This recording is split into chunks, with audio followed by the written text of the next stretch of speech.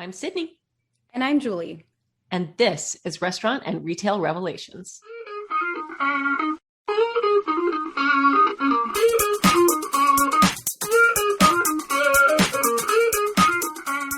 Thanks for tuning in to this episode of Restaurant and Retail Revelations, a podcast made possible by Revel Systems, the provider of the leading cloud-native point-of-sale platform on the market.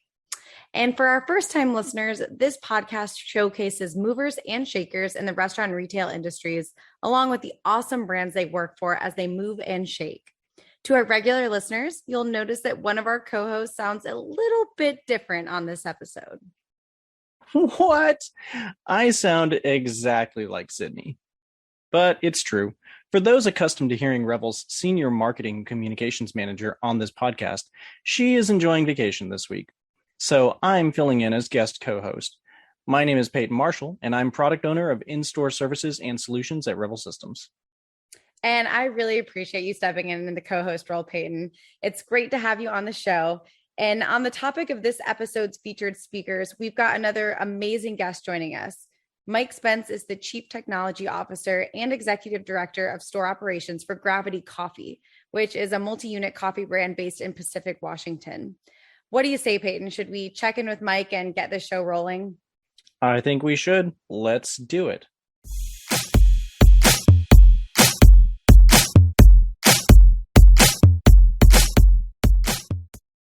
Mike, welcome to the podcast. Thank you. I'm excited. So let's go ahead and get started with a quick overview of Gravity Coffee. Can you tell our listeners a bit about the concept, how it started, and then why it's special in the very crowded space of coffee shops? Yeah, so Gravity started just under 7 years ago, and started with one store in Tacoma, Washington. The founder of our company purchased a drive-through because he saw what was happening out there in the space, and really felt with his retail experience that he could do a little better. In that short time, we've gone from one drive-through to 23 open and another 100 in the lease process at this point in time, all corporately owned. Part of the reason that we find this special is, back then, 7-8 years ago, a lot of drive-throughs were simply, I hate to use the word, but shacks that were kind of catering with decent coffee, but not anything special. And we chose to go a different route and have stores that are great looking, not an eyesore. They're strategically designed so that people want to go to them. Our employees that we hire, we're very careful in that. We have a full training system that we put them through. And, we really narrowed our options to cater specifically to the drive-through market instead of coming from a cafe market and trying to open some drive-throughs. We started 100% drive-throughs and have tried to dial that in. Washington State is the busiest drive-through market in the country, and we've been very successful in this area. So I think it shows that we're on the right track. Perfect. And that's interesting that you're mostly a drive-through model. So, coffee shops are generally considered, third places or community gathering places. Where, it's kind of like a person's home away from home. It's the place between work and home. So I was going to ask you, can you shed some light on the decision to focus primarily on drive-through at Gravity Coffee? Everyone, including myself, would love to go to a third wave coffee shop and enjoy a traditional Italian cappuccino and sit down and relax. But the reality is that we don't always have that time. And while I appreciate those cafes that exist, there are far more people on the move that still want a great cup of coffee. I'm a bit of a coffee snob. I've been in the industry for over 25 years in the coffee side of things, one way or another, and I'm very particular about coffee in general. But typically, when you go to a drive-through, you're sacrificing a lot of quality for convenience, and we chose not to do that. We're very careful with our shot timings and everything else. So we like to think that you can, it's still a third space. It's just one you spend, 2.5 minutes at, right? We still want our customers to feel really good about it. And most importantly, come away with, what they paid for, a great quality beverage. and we're going to see that model across the country. There are people who just don't have time to sit down or walk into a cafe and do it, especially anyone with children. If you got to get a kid out of a car seat, you're in trouble. No, all fair points. And I think the drive-through model makes a lot of sense for coffee. And with that in mind, what ways does Gravity Coffee work in personal touches and kind of that focus on, a customer-centric and customer service experience with the drive-through setup? In a lot of ways, we use line running tablets to make sure that no one's waiting in line without being touched by one of our customer specialists. We want them to, as soon as we see a second car, third car in line, to go out and actually ask, how their day is and start taking the order right at the car.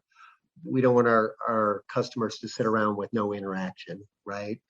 As we're handling things at the drive-through itself, we hire employees who are friendly to our customers. They ask, hey, how's your day going? We encourage our customers to ask our employees about the coffee or about our energy beverages and get a good quality explanation of what we're offering them.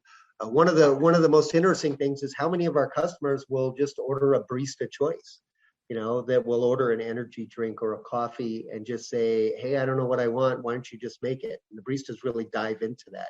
So we get that little spark of creativity as well. Excellent. So I'm curious about something. Currently, you are the CTO and executive director of store operations for Gravity Coffee, but it doesn't sound like you're there by luck, which is good. I'd love to share some additional background for our listeners. Because you have an interesting relationship with the point of sale needs for a coffee shop. And as I understand it, before Gravity Coffee joined us here at the Revel family, you actually created and operated a proprietary POS for your brand. Would you mind sharing a little bit about that experience? Yeah, it's a little bit of a long road that has resulted in some good positive things. I actually started at and eventually purchased a point of sale system for the coffee and pizza space. Actually started there in 94, 28 years ago or so. Wound up purchasing that company and was really happy. We primarily catered to independent coffee and pizzerias, mostly in the coffee space in the last 10 years or so. That was my introduction to coffee and starting to trade shows and speaking at them and working with thousands of people around the country from a coffee standpoint. On the technology side, when I first got introduced to Gravity Coffee, it was when Store One was being built, and I was referred by someone, became the point of sale provider for Gravity early on, and had this remarkable kind of epiphany of watching this company grow and being involved on the outside for the entire time. I started to see that there was something special here. I call it kind of an evangelical, moment there in this, that I've seen a lot of coffee chains succeed. I've yet to see anyone do what this company's done in this short amount of time and the way they've done it, the quality of the people that they've hired, the quality of the systems that they've put in place, just the things that Gravity has thought of that other companies maybe missed early on.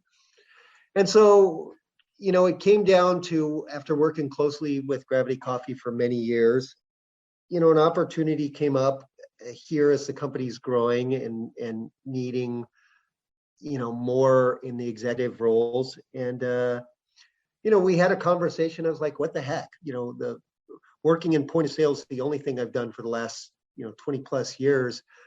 So I made a leap. My business partner is running my other company, and I became our CTO and executive director of store operations, which is a lot of fun. It's very different than what I was doing before. Still in technology, but working directly within a company. I like to joke with people that this is. There's two jokes here. One is this is my second job in 28 years, and the other one is Gravity Coffee fired my point of sale system and went with Revel, and in retaliation, I got myself hired on. So it's been kind of fun, and it was a good choice. I as I said, we primarily dealt with independents. Gravity, we knew was going to be making a move to a different point of sale. And I was asked, about point of sale systems that I thought would help them for the future. It was a good move. Oh my gosh, what a full circle moment. It sounds, you've had such an interesting career around coffee, and I'm sure you've enjoyed just watching the evolution of the point of sale, especially one built for the needs of coffee shops. They've changed a lot. So Mike, in light of your deep understanding of an effective coffee shop point of sale, what would you say are your top 3 just must-have features of an effective platform for shop operators? The first is it all begins and ends with the order system. We like to focus sometimes corporately on the back end of a point of sale, but the reality is 85% of the point of sale is used on the front side, right? That's where employees are actually taking orders.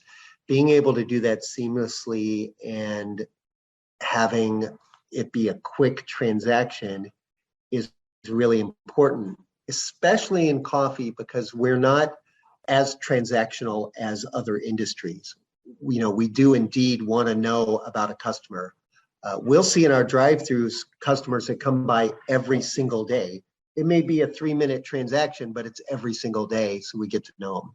So having that to be easy, a repeatable transaction that our employees don't have to think about is super important. Gift and loyalty would be the number 2. You have to have a strong gift and loyalty system. I believe at any business in today's world, whether it's coffee or restaurant or even most retail operations, customers just expect it. And, making that smooth and easy for customers to use and giving them incentives helps any business move forward. And then, the last one is it really comes down to reporting, which, personally, I feel Revel does a really great job, not just on the reporting side, but having an API so that you can pull other reports. So many point of sale systems out there have hundreds, if not thousands, of canned reports. The problem is that every single customer and chain is different.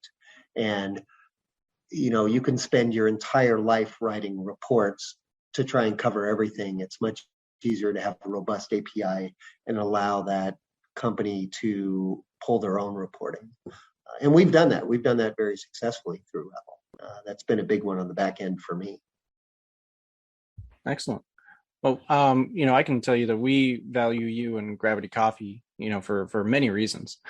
But one of the awesome things about what you and your team does is your willingness to, be on the cutting edge and the innovative edge of testing new features through our early adopter programs. Will you share a bit about the philosophy your team has on the openness to early testing? Yeah, and this is one of the things that I really appreciate about Gravity is that we are, we will never just automatically turn down the opportunity to try something new. We may only try it in one of our locations. We're fortunate enough to have a drive-through in the parking lot of our corporate office that we use, our flagship location that we use for testing. And we'll do that throughout everything, whether it's camera systems, SMS, reporting, whatever. And so when there are new features, and the data connector that Revel came out with recently would be a good example of this, that come out, we really want to test them and give them an opportunity, because if you don't try those things, what happens is 3-4 years later you realize that you should have been starting it early on.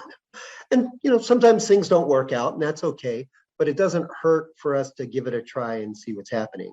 The data connector at Revel is a good example of us being able to pull data in a different way that we were trying to do already through API tools and through Power BI in a little bit, but the data connector makes that a little easier for us. So sometimes we're pleasantly surprised and we go, wow, that's really cool. Look at this information we can get. And, if we didn't test that, we might have been a year behind the curve. So we get information faster than other people sometimes by doing that. Yeah, that's a great philosophy. And it sounds like it's been really successful. So in addition to Revel's native solutions that you guys utilize, you're also leveraging some really cool integrations. And you spoke to our open API. I believe Voxy's text marketing platform is one. And I'm curious, what results have you guys seen since implementing Voxy for your customer engagement? Voxy is really interesting. I've in the past worked with some SMS tools in my past life. And so I asked Voxy a lot of questions, and we went ahead and made the jump, and it has been phenomenal. We actually started by sending all of our existing customers an offer, and then also supplying, after that, anyone who comes in, anyone who drives by, takes an order and puts their phone number into our reward system through Revel, automatically gets a bounce back SMS saying, here's an offer to come back.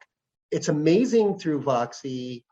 I think the neatest thing is that we get to see all of those messages transparently, so we can actually watch them live come in and watch the response rates as well as the reporting on it. Our baristas, they love it. Our customers, the feedback has been great.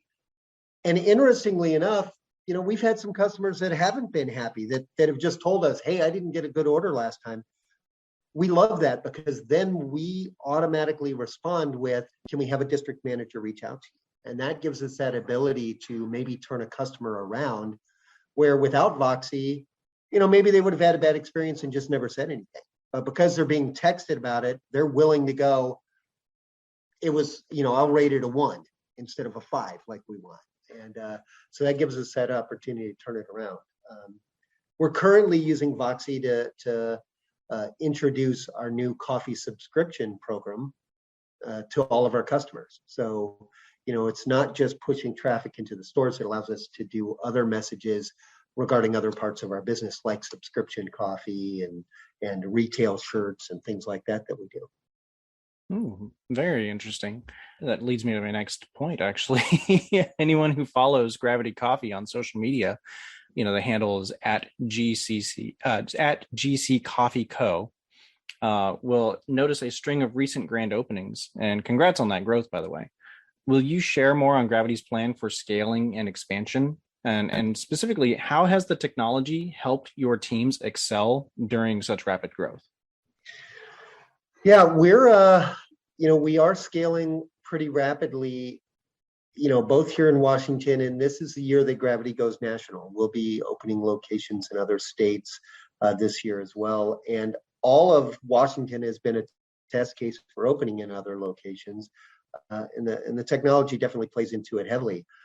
We just did 2 grand openings that were not close to any of our other stores, and we did them the same weekend, which anyone who opens, retail locations knows it's tough enough to open 1, much less 2 at the same time.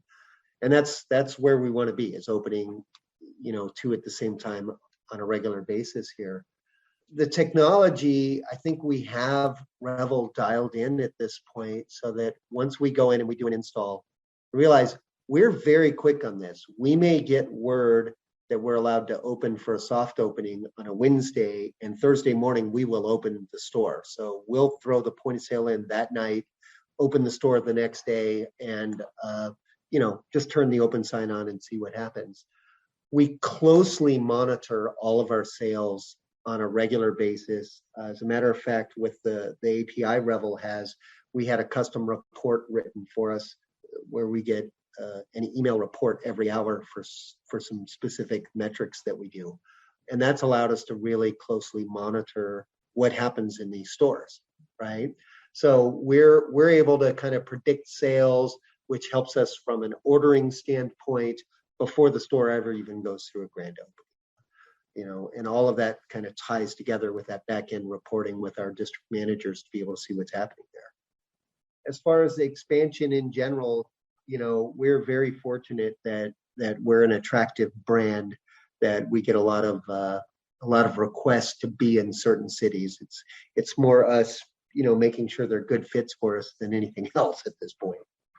We'll consider this your formal request to head to Atlanta. Peyton and I would appreciate it. Would you say people gravitate towards you? Sorry. I would. No, there's a lot of puns with the name, right? Trust me, they're used often around here. I love it. Well, we hope to see you in Atlanta one day, and that's really exciting stuff. Congrats again on the expansion. And in your opinion, Mike, what qualities make for a successful Gravity Coffee location when you guys are vetting new territories and new cities to venture to? We look for the same things really that most drive-throughs out there would look for. I wish there was a secret sauce to it, but there's not really. It's making sure that there's enough traffic, that the population is there. The one thing we really don't consider is competition too much, where, if there are some Starbucks in the area, great. It just means people already, are willing to spend money on a great cup of coffee, right? We're just going to come in and do it a little better and a little faster than them. That's always been our goal. We do want to make sure that as we move into an area that we can easily supply our product, that we're not compromising on the quality of the service. We've turned down locations because we didn't feel that we could, adequately perform the same way that we do in our current stores. That's very important to us. We'd rather have a well-performing shop that customers love than something that maybe makes us some money, but doesn't hold up the integrity of the brand. Excellent. And as a fellow coffee connoisseur, I'd like to just take a step back from business talk for 1 second. I know you and I both were sharing earlier that we had experiences in third wave. And I'm curious, as a one coffee person to another, what is your go-to order at Gravity? And are there any additional favorite items that you have on the menu? I have two go-to orders at Gravity, and I am not the typical customer on my first one.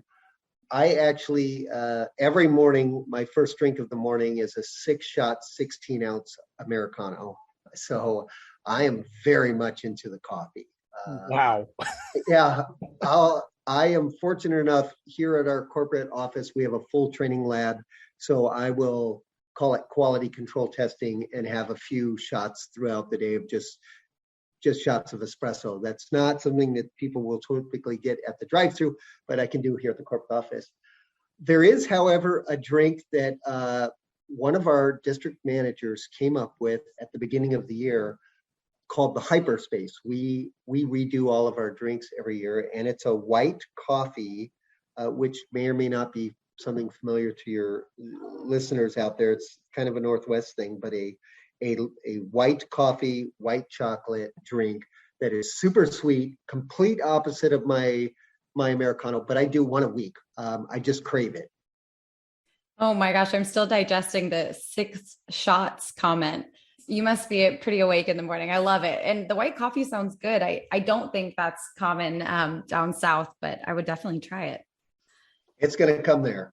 All right. Sounds good. Sounds good. And, you've spoken to quite a bit about how data analytics and just reporting in general play into menu planning and adjustments for Gravity. To play off of that, is your team a proponent of seasonal drinks and local specials, things like that you use the data to make some changes accordingly? We don't do very many seasonal drinks. We use the data annually to revise our menu and ensure that what we have on there is the best drinks possible. So we will remove drinks or items that aren't best sellers, or that aren't, I shouldn't say best sellers, but aren't selling as well as other items. Our whole goal is to not have an inflated menu with 500 items on it, right? We want to be able to serve the best drinks possible to people as they come through. We do that on an annual basis and sometimes a semi-annual basis, where we'll go through the entire reporting and really drill down for a year, not just dollar amount, but quantity of drinks that sold. And we'll do that by store, because we do know that our stores are starting to become regional, and we'll have beverages that might sell in one region better than others. And then we take and aggregate all that data across all of our locations that we pull from Revel and make educated decisions about, what should or should not change on the menu. Same with pricing. one of the things is it's important, things do change, whether it's minimum wage updates or inflation, cost of items. We want to make sure that we're staying current on what our prices should be. We certainly want to be affordable, but we also have to make sure that, we're able to pay our baristas, right? So we use all of that data as well through Revel to basically come up with a good educated decision here. I'm not a fan of basing things on memory and emotion. I get these questions from people all the time. Why doesn't gravity serve this? I understand, maybe some people really like XYZ, but we want to make sure that it's going to cater to all of our customers. And that data side, sometimes I'm pretty sure I probably annoy some people here at our corporate office on shooting them down, but the data backs it up. So, numbers don't lie, right? And that's why we love pulling that information. On the idea of keeping current, what is up next for Gravity Coffee? Any exciting plans in the works? Boy, the biggest thing is, national expansion, as we move into other states. It's been a long strategic planning exercise for us to make sure we're not just jumping in because we want to have something in another state. We've been training baristas and district managers and staff to be able to handle that. We've always got a number of projects that are going on around here. And, some of that is upgrading technology from on my side of things, from both internet access at the stores, where we work very heavily with Xfinity and Comcast for a national program with them to be able to have both our standard internet connections as well as backups and things like that.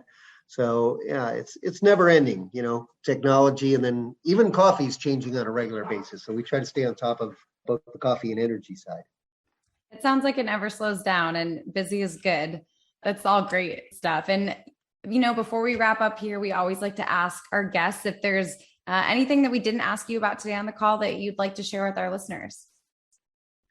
Wait, just that I would like to go a little bit back to the API with Revel.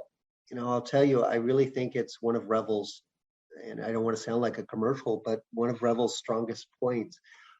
As someone who spent a lot of time in the point of sale world and paid developers to create reports on a regular basis or exports, et cetera, having a very open API in the way that Revel does is really a win. I don't know a lot of companies that do it that way.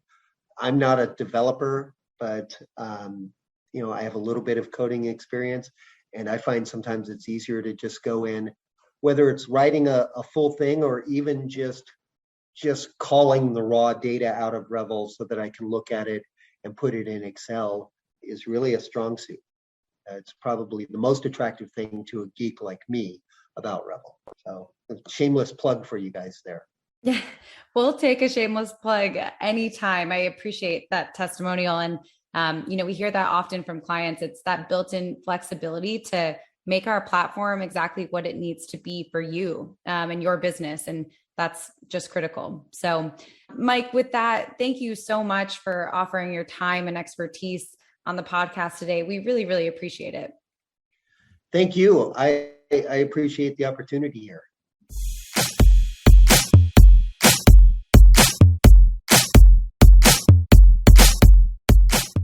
I've said it before and I will say it again. Revel simply has the coolest clients, and Gravity Coffee is no exception.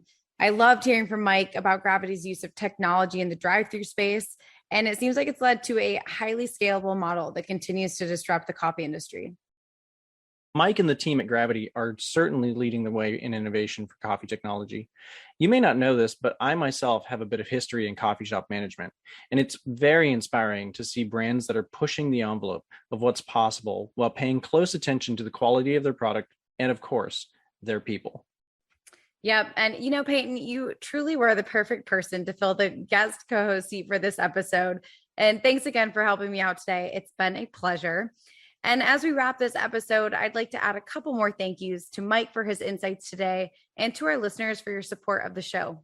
If you liked what you heard today, make sure you like and subscribe to Restaurant and Retail Revelations. We are on Spotify, Apple Music, or wherever you get your podcasts, and that way you'll never miss an episode.